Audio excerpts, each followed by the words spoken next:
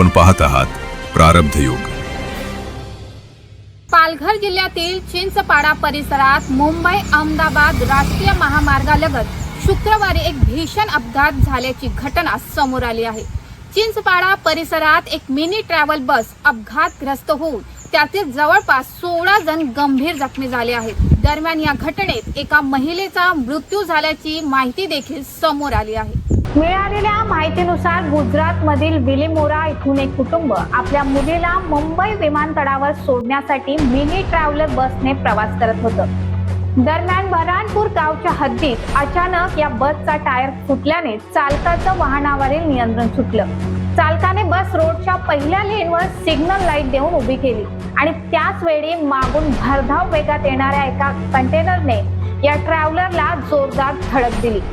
ही धडक इतकी भीषण होती की बसमधील 16 प्रवासी गंभीर जखमी झाले। या अपघातात पुष्पाबेन लाड या महिलेचा मृत्यू झाला आहे।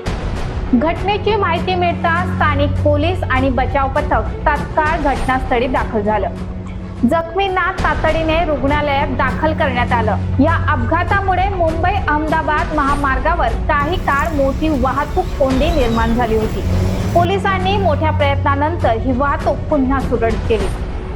सध्या सर्व जखमींवर डहाणू तालुक्यातल्या वेदांत हॉस्पिटलमध्ये उपचार सुरू आहेत। या प्रकरणी कासा पोलीस ठाण्यात 31 वर्षीय कंटेनर चालक तैयब जहीर अहमद अली याच्या विरुद्ध गुन्हा दाखल करण्यात आला असल्याची माहिती कासा पोलिसांनी दिली आहे।